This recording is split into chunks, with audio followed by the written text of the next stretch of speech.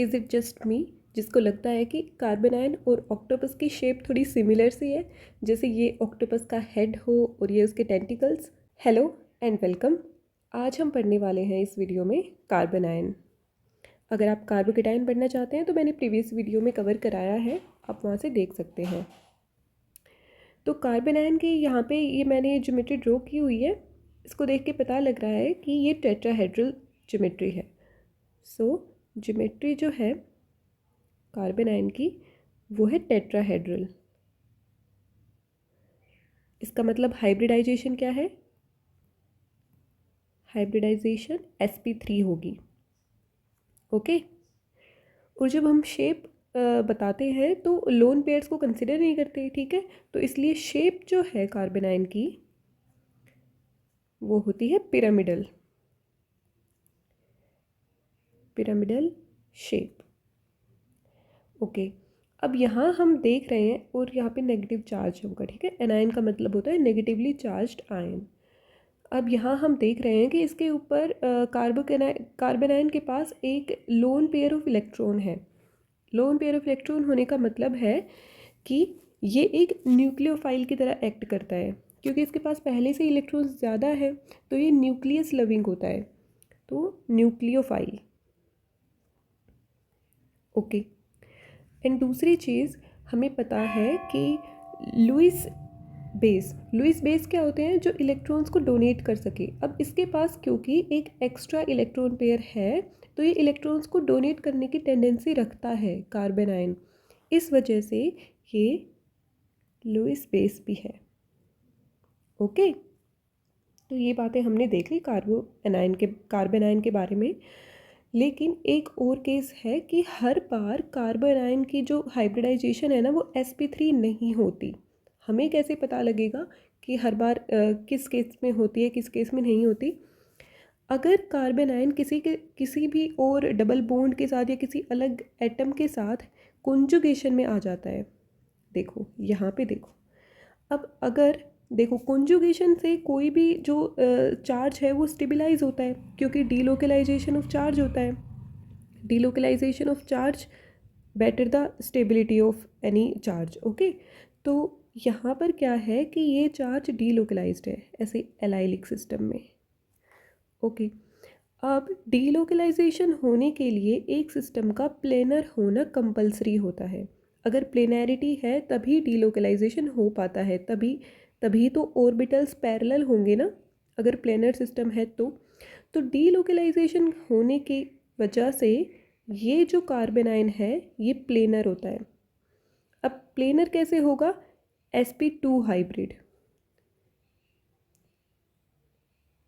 sp2 hybrid orbitals होते हैं इसके, और इस वजह से sp2 में क्या ज्योमेट्री आ जाती है? Trigonal planar. ओके।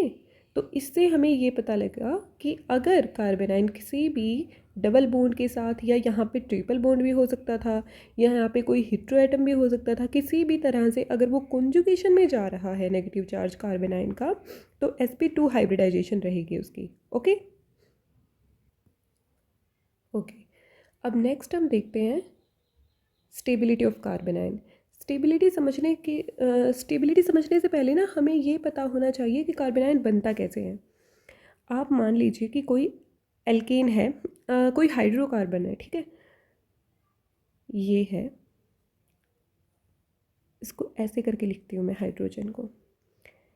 किसी भी कंडीशन में, कंडीशंस किस कंडीशन में ये हाइड्रोजन निकलेगा वो बाद में देखेंगे हम। पहले आप ये देखो कि अगर ये कार्बन इन इलेक्ट्रॉन्स को अपनी तरफ पुल कर ले, इसका मतलब अगर ये कार्बन इलेक्ट्रोनेगेटिव है, इलेक्ट्रोनेगेटिव हुआ तो इस बॉन्ड के इलेक्ट्रॉन्स को अपनी तरफ पुल करेगा।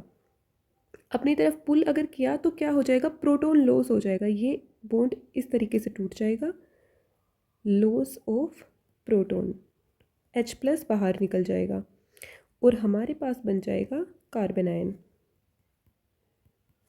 इस तरह से फॉर्मेशन होती है कार्बन आयन की। अब इसको हम थोड़ा सा रिलेट करके देखते हैं। एक इक्वेशन में लिखती हूँ हाइड्रोक्लोरिक एसिड की। हाइड्रोक्लोरिक एसिड जो है वो एक्वस फॉर्म में किस तरह से आयंस में ब्रेक होता है, H+ एंड Cl-। इन दोनों इक्वेशंस में आपको कोई सिमिलैरिटी दिख रही है? यहाँ पर हम ये हाइड्रोकार्बन लिख सकते थे ऐसे, और यहाँ पर H+ ही है और यहाँ पर ये कार्बन आयन है। कंपेयर करके देखें तो हमें पता लगता है कि इसका मतलब जो स्पीसी H+ लूज़ करती है उसको बोलते हैं एसिड। तो इसका मतलब यहाँ पर ये जो हाइड्रोकार्बन है ये एक्ट कर रहा है एज एन एसिड। और जब एसिड अपने पेयर्स में टूटता है तो हम उसको क्या बोलते हैं, कॉन्जुगेट बेस। जो प्रोडक्ट बनता है उसको हम कॉन्जुगेट बेस बोलते हैं। तो जब भी कोई एसिड प्रोटॉन लूज़ कर देगा, ये एसिड है इसने प्रोटॉन लूज़ कर दिया, तो क्लोरीन नेगेटिव यहाँ पर है कॉन्जुगेट बेस। तो इसका मतलब यहाँ पर ये कार्बन आयन क्या है, कॉन्जुगेट बेस। हमने लिखा भी था पहले भी कि carbon ion acts as base क्योंकि उसके पास एक्स्ट्रा इलेक्ट्रॉन होते हैं, लुईस बेस होता है। ओके, अब एक बात बताओ कि अगर ये रिएक्शन ऐसे, ये प्रोसेस ऐसे हो रही है, यहाँ पर ये इक्विलिब्रियम होता है, कोई भी प्रोडक्ट है वो तब ही बन पाता है अगर वो स्टेबल होता है तो, ठीक है। ओके, अगर ये प्रोडक्ट बन रहा है, अगर ये हाइड्रोकार्बन इस तरह से टूट रहा है तो इसका मतलब ये हुआ कि ये कार्बन आयन स्टेबल होगा, इसी वजह से ये बन रहा होगा। This means H+ will leave, H+ will leave when stable carbon ion formed, when stable carbon ion formed। H+ के लॉस होने की टेंडेंसी ये बताती है कि ये हाइड्रोकार्बन एसिड है। इसका मतलब more the ease of removal of proton, more the acidity of this hydrocarbon। Okay, ठीक है। more easily loss of proton, more acidity of hydrocarbon, more acidity of hydrocarbon and more easily lose हो रहा है तो इसका मतलब ये product बन रहा है, इसका मतलब more the stability of carbon ion. Stable होगा तभी तो बनेगा ना, तो इस वजह से more the stability of carbon ion. अब एक और कॉन्सेप्ट आपको पता होगा, आपने एसिड बेस पढ़ा होगा तब, कि stronger the acid weaker is the conjugate base. ये हमेशा कॉन्ट्राडिक्टरी होते हैं, जितना वीक एसिड होगा उतना ही स्ट्रॉन्ग कॉन्जुगेट बेस होता है, और अगर स्ट्रॉन्ग एसिड हुआ तो वीक कॉन्जुगेट बेस होता है, ठीक है। तो इससे हमें क्या पता लगा कि more the acidity weaker the carbon ion base, यानी कि बेसिसिटी कम होगी कार्बन आयन की। तो इस सब को ना हम एक जगह लिख लेते हैं, ये जो हमने अभी समझा है यहीं पे लिखते हैं। Okay, acidity of hydrocarbon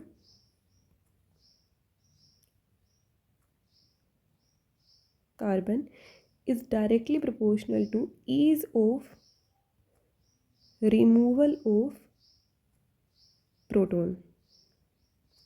okay, and ease of removal of proton is directly proportional to stability of carbon ion। ये क्या लिख दिया मैंने, carbon ion, stability of carbon ion and inversely proportional. देखो ये सारे मोर थे और यहाँ पर हमने लिखा है वीक, तो इसका मतलब ये सब इन्वर्सली प्रोपोर्शनल है to the basicity of carbon ion, basicity of carbon ion. I hope आपको ये कंसेप्ट समझ में आया होगा। इसी की हेल्प से हमें स्टेबिलिटी ऑर्डर का पता लगेगा एक कार्बन आयन की।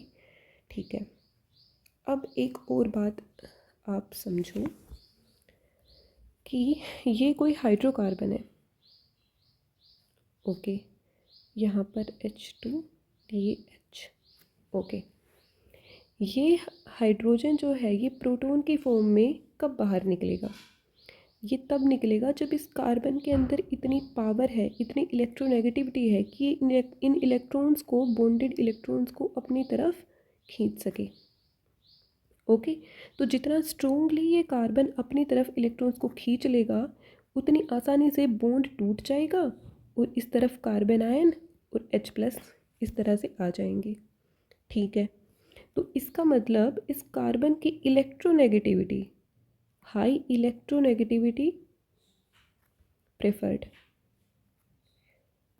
High electronegativity preferred. इसका एक एग्जाम्पल से समझते हैं। आप एक बात बताओ, Sp, Sp2 एंड Sp3, ये हाइब्रिडाइजेशन है किसी कार्बन की जिससे हाइड्रोजन को निकलना है, H+ की फॉर्म में कार्बन आयन बनना है। तो इन तीनों में से कौन सा कार्बन आयन ज़्यादा स्टेबल होगा? यहाँ पर S करेक्टर है 50%, यहाँ 33% और यहाँ 25%। हमें पता है more the S character more the electronegativity, क्योंकि S ऑर्बिटल के जो इलेक्ट्रॉन्स होते हैं ना वो न्यूक्लियस के साथ बहुत टाइटली बाउंड होते हैं। तो इसका मतलब ये हुआ कि ये जो sp हाइब्रिडाइज्ड कार्बन जो होगा ना वो इन इलेक्ट्रॉन्स को अपनी तरफ ज़्यादा स्ट्रोंगली खींच पाएगा, ज़्यादा स्ट्रोंगली अपनी तरफ बांध के रखेगा, इतना इजीली प्रोटॉन निकल जाएगा। तो जितनी जल्दी प्रोटॉन निकलेगा उतना ही स्टेबल कार्बन आयन बनेगा। कैसे? ये अभी हमने लिखा, ease of removal of proton is directly proportional to stability of carbon ion. तो इसका मतलब ये ऑर्डर है स्टेबिलिटी ऑर्डर, इसको आप नोट कर सकते हैं, stability of carbon ion.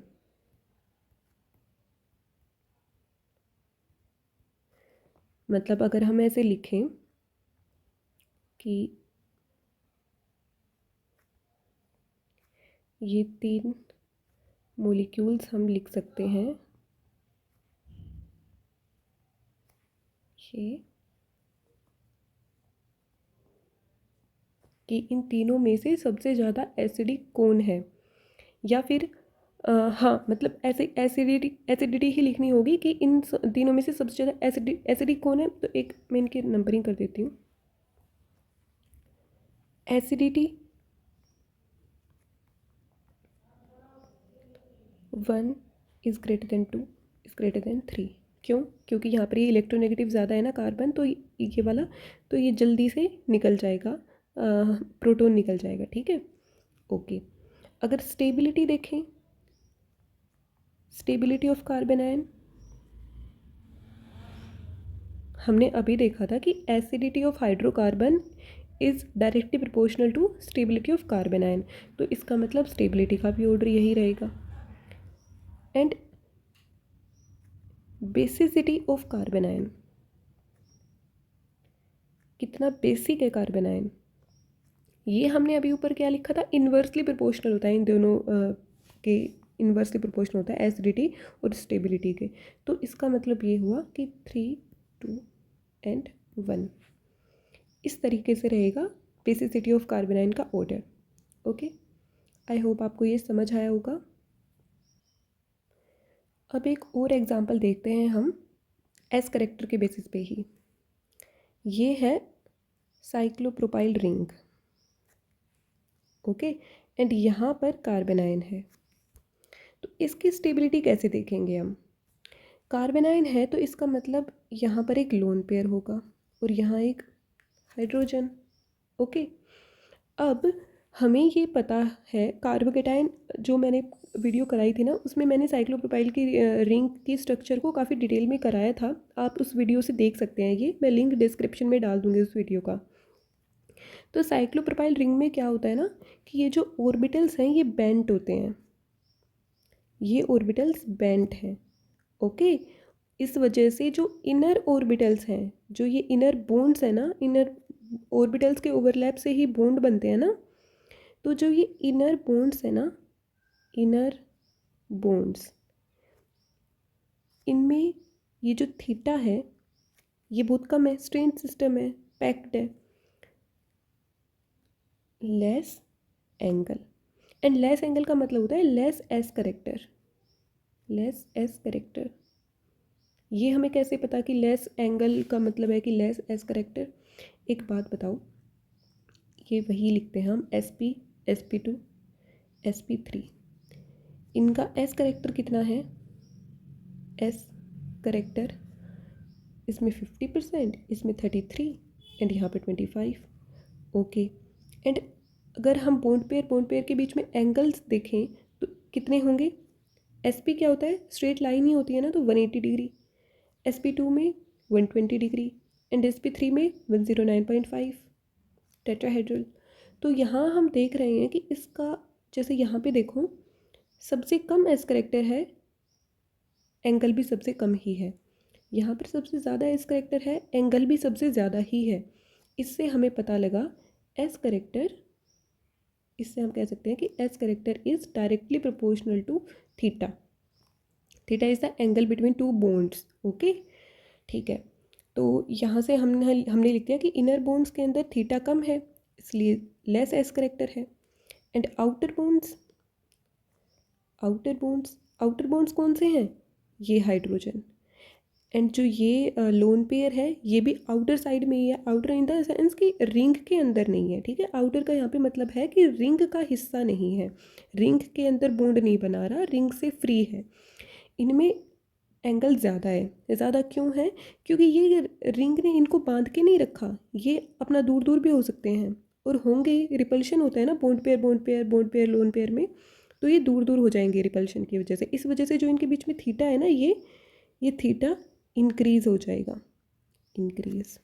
Okay, तो आउटर बॉन्ड्स में क्या हुआ? मोर एंगल, मोर थीटा, सो मोर एस करेक्टर, मोर एस करेक्टर।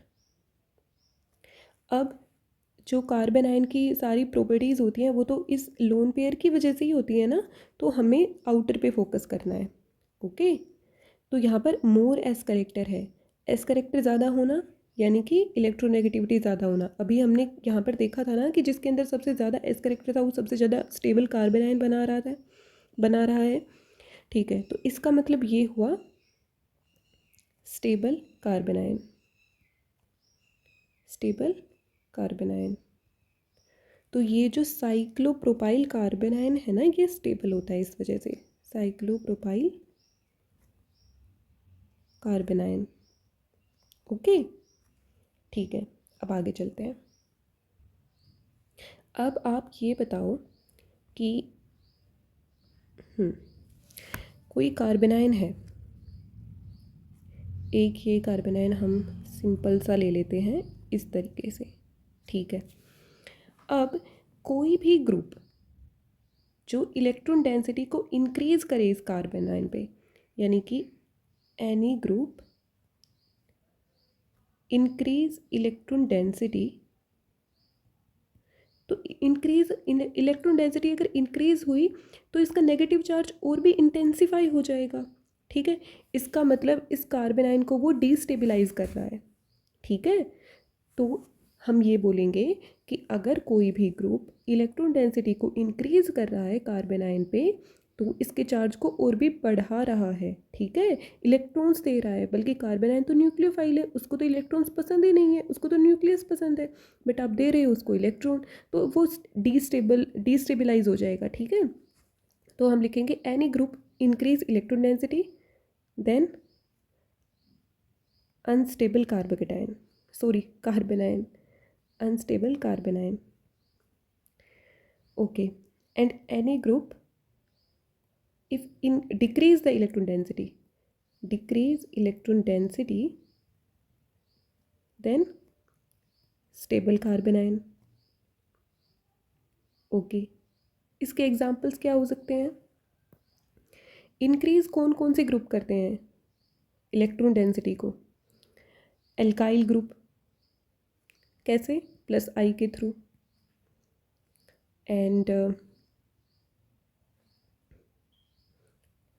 ग्रुप्स जैसे कि OH, इसके पास लोन पेयर है तो वो उसको लोन पेयर दे देगा इलेक्ट्रॉन्स, ठीक है। और यहाँ पर हम क्या लिख सकते हैं, डिक्रीज इलेक्ट्रॉन डेंसिटी, यहाँ पर हम लिख सकते हैं जैसे कि NO2 इलेक्ट्रॉन विड्रॉइंग ग्रुप है ना, या फिर कोई भी इलेक्ट्रॉन विड्रॉइंग ग्रुप, यहाँ पर कोई भी इलेक्ट्रॉन डोनेटिंग ग्रुप। ओके, इसका एग्जाम्पल क्या है, सबसे पहले हम एल्काइल वाला देखते हैं एग्जाम्पल। ये है मिथाइल से लेते हैं हम, ये एक कार्बन आयन है, ओके। एंड फिर नेक्स्ट हमारे पास है ये, फिर है ये, और लास्ट में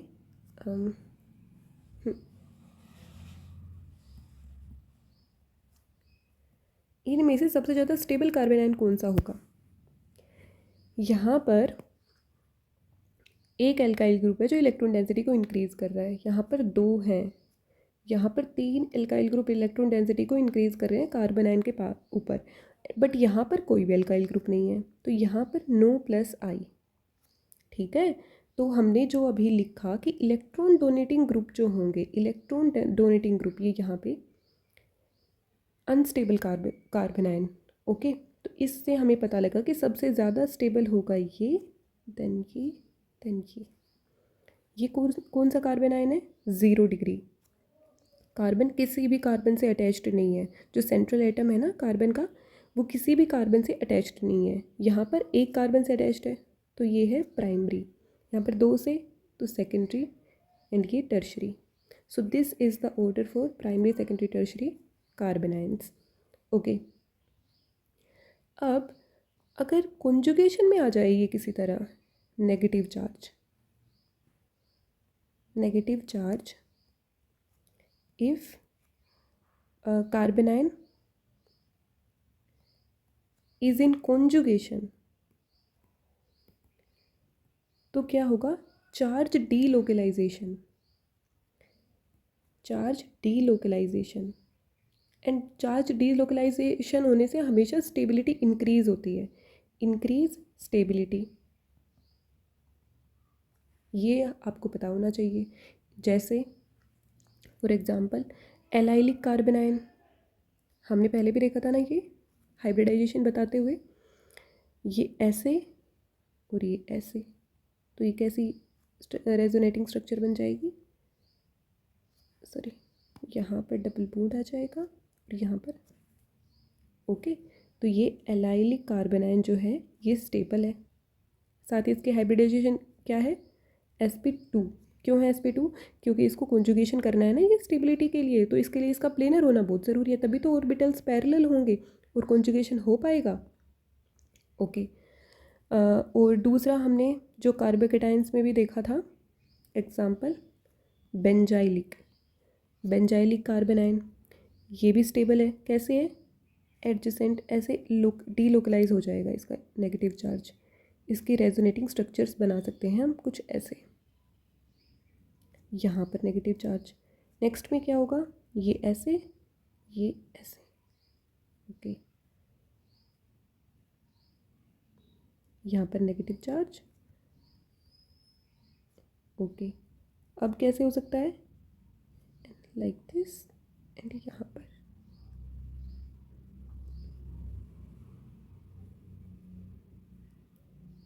अब जब हम इसको ऐसे रोटेट करेंगे उल्लू, तो ये स्टार्टिंग वाला ही ये बन जाएगा, ठीक है। तो ऐसे हमें पता लगा कि यहाँ पे देखो पूरी रिंग के ऊपर जो नेगेटिव चार्ज है वो डीलोकलाइज्ड है, इसकी वजह से ये दोनों ही कार्बन आयन स्टेबल हैं, डीलोकलाइजेशन ऑफ चार्ज की वजह से, डीलोकलाइजेशन ऑफ चार्ज। अब अगर हम ये एग्जाम्पल देखें, ऐसे यहाँ पर 2 फिनाइल रिंग लगा देंगे, हमने हाइड्रोकार्बन कार्बोकेटाइंस में भी देखा था ना ये वाला एग्जाम्पल, यहाँ पर एक ही फिनाइल रिंग लगाएंगे, तो सबसे ज़्यादा कॉन्जुगेशन क्या कहाँ पर है, यहाँ, तो इसका मतलब सबसे ज़्यादा स्टेबल कार्बन आयन ये होगा, सबसे ज़्यादा कॉन्जुगेशन है ना इस वजह से, एंड ये।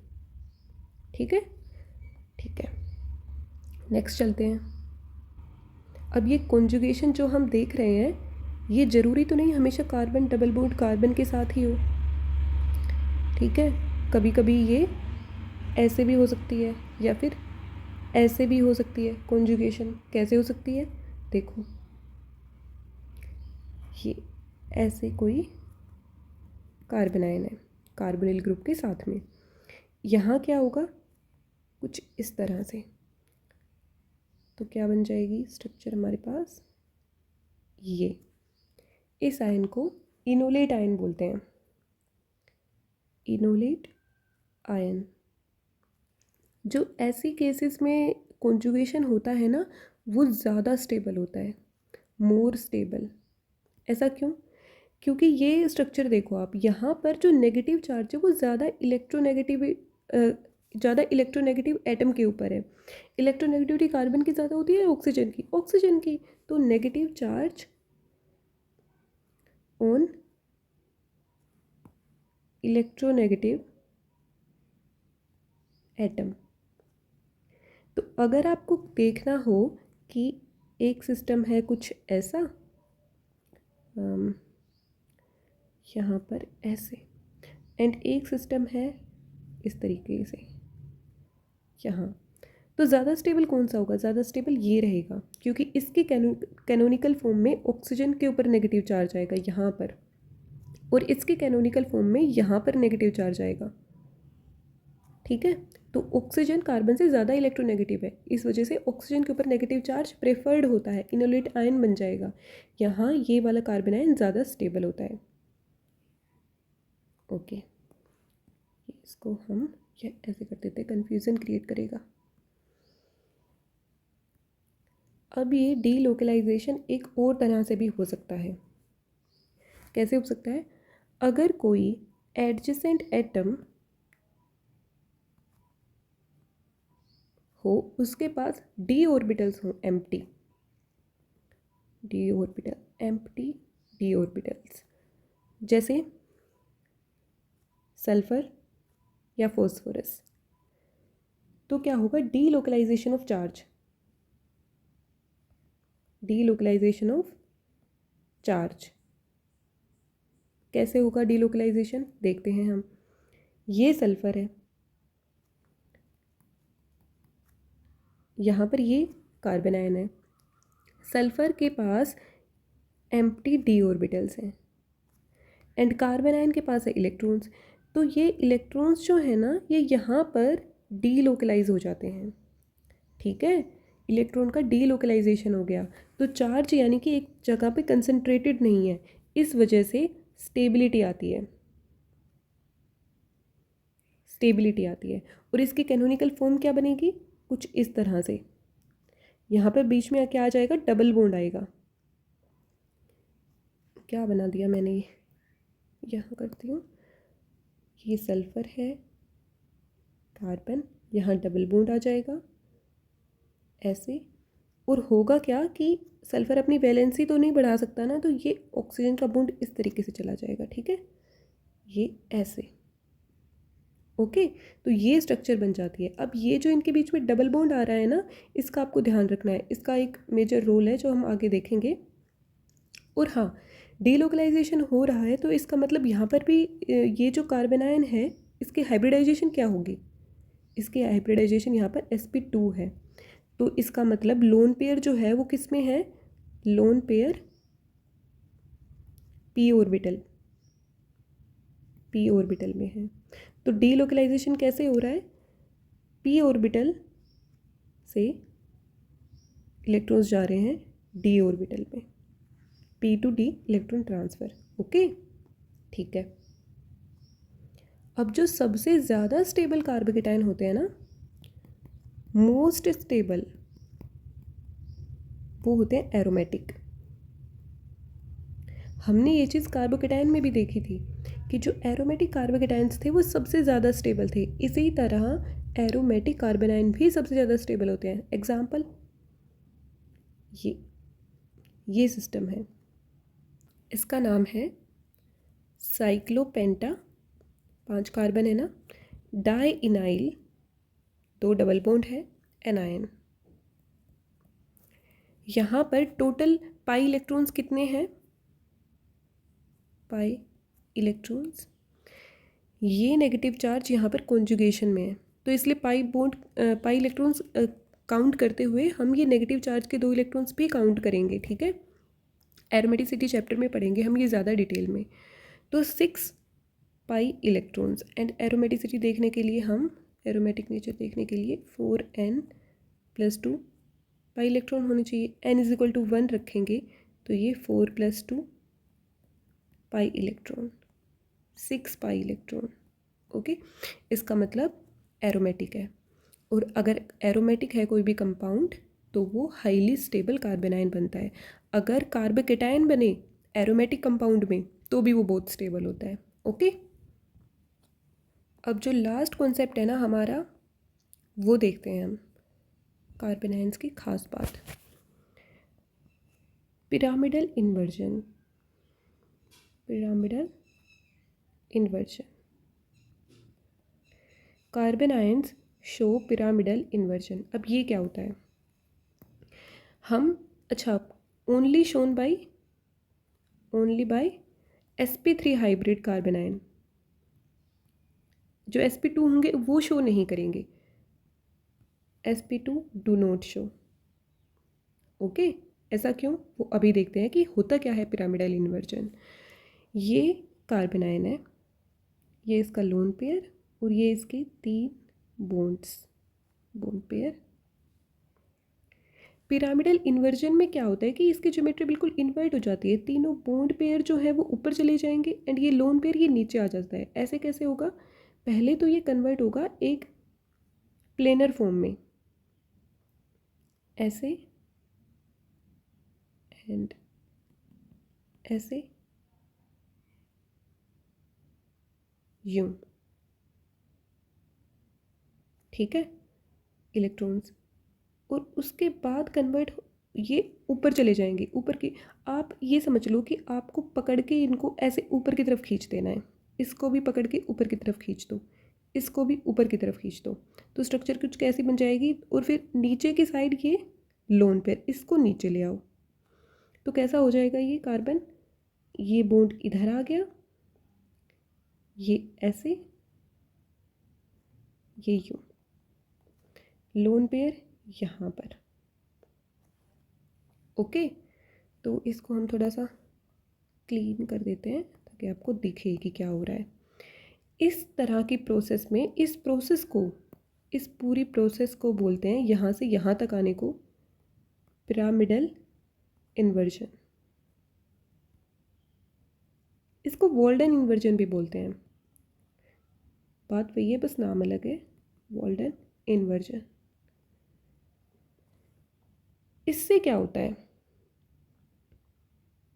इससे क्या होगा कि अगर हम इस स्ट्रक्चर को अगर हम रोटेट करके सीधा बना के देखें ना, रोटेट करके सीधा बनाएं तो ये पता है कैसी बनेगी। यहाँ बनाते हैं हमें इसको इस तरह से रोटेट करना है, इनको नीचे घुमा कर लेके आएंगे प्लेन में ही, तो ये जो डैश है ये इस साइड आ जाएगा। मतलब क्या बनेगा, ये कार्बन है, डैश इस तरफ आ जाएगा, वेज बीच में रहेगा, एंड ये ऐसे जब हम रोटेट करेंगे, इस डायरेक्शन में रोटेट करेंगे तो ये राइट साइड में आ जाएगा, इन प्लेन वाला बॉन्ड। ओके, एंड ऊपर ये चला जाएगा। अब जो स्टार्टिंग वाली फॉर्म थी इस कार्बन आयन की, उससे आप कंपेयर करके देखो इस फॉर्म को, आपको कुछ समझ आएगा। ये स्टार्टिंग वाली हम लिख रहे हैं एग्जैक्टली। आप इन दोनों को अगर देखो तो ये दोनों बिल्कुल मिरर इमेजेस हैं। ओके, मिरर इमेजेस का मतलब हो गया, एंड नॉन सुपर इम्पोजेबल है। अगर इसको इसके ऊपर आप रखते हो तो ये सुपर इम्पोज नहीं होती, इस वजह से ये दोनों क्या है, non super imposable mirror images. इनको क्या बोलते हैं हम, इनैंशियोमर्स। तो होता क्या है कि पिरामिडल इन्वर्जन की वजह से कार्बन आयन के जो ये दो फॉर्म्स है ना, ये एक दूसरे में चेंज होती रहती है। कार्बन आयन में पिरामिडल इन्वर्जन होता रहता है, तो कभी तो कार्बन आयन रहेगा इस फॉर्म में एंड नेक्स्ट मोमेंट वो कन्वर्ट हो जाएगा इसमें, फिर से अगेन इसी फॉर्म में। तो इसका मतलब कि वो मतलब इंटर कन्वर्ट होता रहता है कार्बन आयन।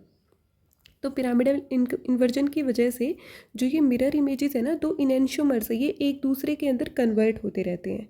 तो इससे क्या होगा कि अगर कोई कार्बन आयन का सोल्यूशन है ना, अगर ये R है तो ये S होगा। मिरर इमेजेस का हमेशा RS कॉन्फिगरेशन अपोजिट होती है। तो पिरामिडल इन्वर्जन की वजह से अगर कोई कार्बन आयन का सोल्यूशन है, उसके अंदर 50% तो R वाली कॉन्फिगरेशन होती है एंड 50% S वाली कॉन्फिगरेशन होती है। इसकी वजह से क्या हुआ, R और S इनेंशियोमर का क्या होता है, ये दोनों प्लेन पोलराइज्ड लाइट को अपोजिट डायरेक्शन में डाइवर्ट करते हैं। ओके, तो इसका मतलब ये हुआ कि जितना ये R इस तरफ रिफ्लेक्ट करेगा, उतना ही S इस तरफ कर देगा। तो जो नेट होगा वो ये कि plane polarized light is not deflected at all. Okay, तो ऐसे जो सॉल्यूशंस होते हैं ना, उनको बोलते हैं अकायरल। तो इसका मतलब carbon ion is achiral. Okay okay, क्योंकि वो कार्बन आयन जो है वो प्लेन पोलराइज्ड लाइट को रोटेट नहीं करते, do not rotate plane polarized light. Okay, इस वजह से अकायरल होते हैं। क्यों नहीं करते रोटेट, क्योंकि R और S के 50-50 रेशियो के मिक्सचर में एग्जिस्ट करता है कार्बन आयन।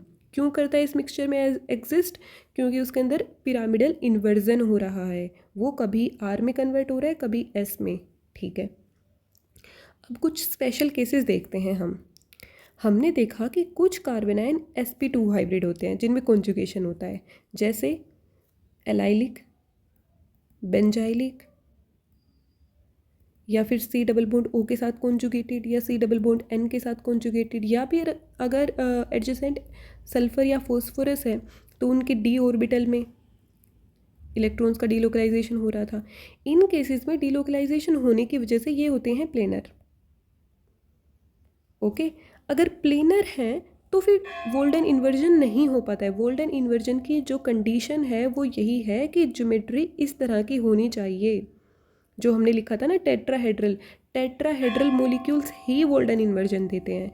तो यहाँ पर नो वोल्डन इन्वर्जन, पिरामिडल लिख देते हैं, नो पिरामिडल, एक ही बात, आप कंफ्यूज नहीं होना। ओके, यहाँ पर कोई पिरामिडल इन्वर्जन नहीं होगा sp2 कार्बन आयन में। ठीक है, इसका मतलब यहाँ या ये या ऐसा, इन सब में कोई पिरामिडल इन्वर्जन नहीं है।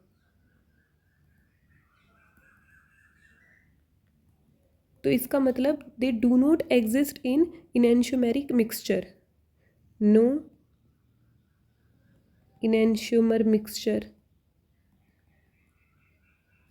तो इसका मतलब कि ये प्लेन पोलराइज्ड लाइट को रोटेट कर सकते हैं, क्योंकि ये इनेंशियोमर RS का मिक्सचर की फॉर्म में तो एग्जिस्ट कर ही नहीं रहे। तो अगर इनके ये सारे ग्रुप्स, यहाँ पर एक हाइड्रोजन, दो हाइड्रोजन होंगे, तो ये अगर सेम एटम होता है तब तो फिर जो एटम होता है, हमारा मॉलिक्यूल होता है, वो अकायरल हो जाता है। अगर सारे ग्रुप्स अलग होंगे ना तो वो हो जाएगा chiral. If all are different, R का मतलब है substituents on carbon ion, substituents on carbon ion. तो ये यहाँ पर ये sp2 हाइब्रिडाइज्ड सारे कायरल होते हैं। Will rotate plane polarized light, plane polarized light. Okay, अब एक केस और है bridge headed carbon ion. Bridge headed carbon ion, carbocation की बात करते हुए हमने देखा था कि कार्बोकेटायन स्टेबल नहीं होते ब्रिजेस पे, क्योंकि उनको चाहिए प्लेनैरिटी। लेकिन कार्बोएनायन को प्लेनैरिटी की कोई आवश्यकता नहीं है। क्यों नहीं आवश्यकता? क्योंकि उनकी ज्योमेट्री sp3 होती है, वो टेट्राहेड्रल रह लेते हैं। इस वजह से ब्रिज हेडेड कार्बन आयन जो है वो स्टेबल फॉर्म होते हैं, वो स्टेबल होते हैं। दूसरी बात, अब कोई एग्जांपल आप देखो, जैसे ये ऐसा कुछ देखते हैं जो ब्रिज में हो, किसी भी तरीके का ब्रिज है, ये है तो ये ब्रिज हेडेड, बट ये स्टेबल है। क्यों? क्योंकि यहाँ पर इन तीनों बोन्स को पिरामिडल शेप में रहना है। प्लेनर अगर आना होता तब ये अनस्टेबल होता, ठीक है। तो इस वजह से ये ब्रिज हेडेड स्टेबल होता है। दूसरी बात, जो पिरामिडल इन्वर्जन है वो नहीं हो पाता ब्रिज हेडेड में। क्यों नहीं हो पाता? क्योंकि पिरामिडल इन्वर्जन में हमें इन तीनों बॉन्ड्स को पकड़ के ऐसे ऊपर ले जाना होता है। अब ये तीनों रिजिड पैक्ड हैं, यहाँ पे रिजिड है ये स्ट्रक्चर, तो इनको आप ऊपर कैसे लेके जाओगे बताओ? स्ट्रक्चर ही आपका पूरा डिसइंटीग्रेट हो जाएगा अगर आपने इन बॉन्ड को तोड़ के ही आप ऊपर ले जा सकते हो, वरना कैसे लेके जाओगे बताओ? हो ही नहीं सकता। ये प्लेनर में पिरामिडल इन्वर्जन करते हुए पहले तो ज्योमेट्री ऐसे प्लेनर बनती है ना, तो ब्रिज हेडेड तो प्लेनर में कन्वर्ट ही नहीं हो सकता। इस वजह से जो ब्रिज हेडेड कार्बन आयंस होते हैं ना, उनमें भी पिरामिडल इन्वर्जन नहीं होता, नो पिरामिडल इन्वर्जन। ओके, इस वजह से ये भी ऑप्टिकली एक्टिव होते हैं, लाइक sp2। ऑप्टिकली एक्टिव का मतलब है rotate plane polarized light, plane polarized light. Okay, और ये भी कायरल रहेंगे अगर सारे आर डिफरेंट है। यहाँ पर तो खैर कायरल होंगे नहीं, क्योंकि ये सेम है, ये तीनों ही सेम है। इफ़ ऑल आर डिफरेंट, अगर हम इनको थोड़ा थोड़ा डिफरेंट कर दें ना इस शेप में, इसको मैं थोड़ा सा, पूरा ही हट गया। अगर मैं यहाँ पे लगा दूँ मान लीजिए CH3, यहाँ पर लगा दूँ, क्या लगाऊँ, यहाँ पे कोई R और यहाँ पर R2। R और R2 का मतलब है कि दोनों डिफरेंट है। तो अब ये कायरल हो गया, दिस इज़ नाउ कायरल, क्योंकि सारे जो एल्काइल ग्रुप्स हैं, सारे सब्सटीट्यूएंट्स हैं, वो अलग अलग हैं, ठीक है। अब अलग अलग हो गए ना, तो अब ये कार्बन आयन ऑप्टिकली एक्टिव है और कायरल है। Okay, so this was all about carbon ion. I hope आपको समझ आया होगा, आई होप आपके सारे डाउट्स क्लियर हो गए होंगे कार्बन आयन से रिलेटेड। कीप लर्निंग एंड देखते रहिए अनटेंगल थॉट्स।